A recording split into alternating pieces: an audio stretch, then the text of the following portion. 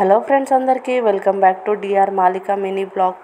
ఇక్కడ వచ్చేసి మేము చేపల పులుసు అయితే రెడీ చేస్తున్నాము. చేపలు అయితే నీట్గా క్లీన్ చేసుకొని పక్కన అయితే పెట్టుకోవాలి. దాంట్లో కావాల్సిన పదార్థాలు చింతపండు, అల్లం వెల్లుల్లి పేస్ట్, అల్లం వెల్లిపాయ అప్పటికప్పుడు దంచుకొని ఇలా పెట్టుకుంటే బాగుంటుంది, టేస్టీగా కూడా ఉంటుంది. దాంట్లో కావాల్సిన ఉల్లిగడ్డలు 4 తీసుకోవాలి. మనం నీట్గా క్లీన్ చేసి పెట్టుకున్న చేపలు అయితే తీసుకోవాలి. దాంట్లో కొంచెం ధనియాలు, పసుపు, ఉప్పు, కారం, అల్లం వెల్లుల్లి పేస్ట్, ఇంకా ఆవాలు, జీలకర్ర, మెంతులు ఇవన్నీ అయితే కొంచెం డ్రై రోస్ట్ చేసుకొని ఆ మసాలా దినుసులన్నీ రోస్ట్ చేసుకుని పొడి చేసుకొని అయితే పెట్టుకోవాలి. ఆ మసాలా దీంట్లో అయితే యాడ్ చేసుకోవాలి. ఇలా బాగా కలుపుకొని పక్కన అయితే పెట్టుకోవాలి. మనం ఆనియన్ తీసుకున్నాం కదా, 4 ఆనియన్స్ తీసుకున్నాం కదా, అది పేస్ట్ చేసుకొని ఆయిల్లో అయితే ఫ్రై చేసుకోవాలి బాగా నూనె పైకి వచ్చే వరకు. దాని తర్వాత ఒక 3-4 టమాటో కూడా తీసుకొని ఇలా ప్యూరీ చేసుకొని దాంట్లో యాడ్ చేసుకోవాలి. ఆనియన్ బాగా ఫ్రై అయిపోయిన తర్వాత ఆనియన్, టమాటో ఇదంతా ఇలా దగ్గరకు వచ్చేసిన తర్వాత కొంచెం పసుపు, ఉప్పు, కారం కొంచెం దీంట్లో యాడ్ చేసుకోవాలి కలర్ కోసం. 2-3 పచ్చిమిర్చి చీలికలు అదంతా అయితే వేసుకొని ఇలా బాగా డీప్ ఫ్రై అయితే చేసుకోవాలి. ఇలా ఆయిల్ అయితే పైకి వచ్చిన తర్వాత బాగా ఫ్రై చేసుకొని చింతపండు ప్యూరీ యాడ్ చేసుకోవాలి.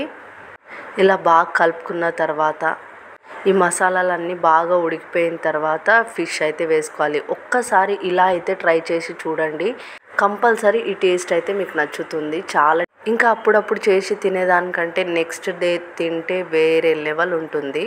ఇలా అయితే మనం మొత్తం యాడ్ చేసుకున్న తర్వాత ఫిషెస్ అయితే వేసుకోవాలి. మనం మసాలా కలిపి పెట్టుకున్న ఫిషెస్ వేసుకున్న తర్వాత దీంట్లో ఇంకొంచెం సరిపోకపోతే ఉప్పు, ధనియాలు అవి అయితే వేసుకోవాలి. టేస్ట్ చూసిన తర్వాత సరిపోకపోతేనే, ఎందుకంటే మనం ఫస్ట్ మసాలాలు చేపల్లో కలిపాము కాబట్టి దాని తర్వాత కొంచెం ఇట్లా తర్వాత మసాలాల్లో కూడా కలిపాము. ఇక్కడ కానీ టేస్ట్ సరిపోకపోతే మనం ఇంకొంచెం యాడ్ చేసుకోవచ్చు. లైట్గా ఇలా కలిపేసిన తర్వాత మనం జీలకర్ర, ధనియాలు కొంచెం ఇలా చల్లుకొని మనం రెడీ చేసి పెట్టుకున్నాం కదా, ఆవాలు, జీలకర్ర, మెంతుల పొడి ఇలా యాడ్ చేసుకోవాలి. ఇలా కానీ ప్రిపేర్ చేసి చూడండి ఒక్కసారి, ఎంత టేస్టీగా ఉంటుందో. ఇలా కానీ ట్రై చేసి చూడండి, మీకు కంపల్సరీ నచ్చుతుంది. నచ్చితే కామెంట్ అయితే చేయండి ఎలా ఉందో ఏంటో అని. ఈ చేపల్లో గుడ్డు ఉంటుంది కదా, దాన్ని ఎలా ఫ్రై చేసుకోవాలో చూసుకుందాం రండి. ఫస్ట్ అయితే ఒక ఆనియన్ తీసుకొని కట్ చేసుకొని ఆయిల్లో బాగా ఫ్రై చేసుకొని దాని ఎగ్స్ అయితే ఇలా వేసుకోవాలి. కొంచెం ఉప్పు, పసుపు, కారం అవన్నీ ఇలా చల్లుకొని అవన్నీ ఇలా కలుపుకున్న తర్వాత కొంచెం కలర్ వచ్చే వరకు ఇలా అయితే ఫ్రై చేసుకుంటూ ఉండాలి. ఆనియన్స్ మరీ ఎక్కువగా వేగనీయకండి, కొంచెం లైట్గా. దాని తర్వాత ఇలా అయితే బాగా కలుపుకోవాలి మనం అడుగంటకుండా. ఈ ఎగ్గుని వదిలేయకూడదు, కలుపుతూనే ఉండాలి. అప్పుడు బాగా ఫ్రై అవుతుంది లెవెల్గా. టేస్ట్ కూడా చాలా బాగా వస్తుంది. మా పిల్లలు అయితే ఫుల్గా తినేశారు. మా డాడీ ఫిష్ తెచ్చినప్పుడల్లా ఎగ్ మాత్రం తెస్తాడు, చాలా టేస్టీగా చాలా బాగుంటుందని.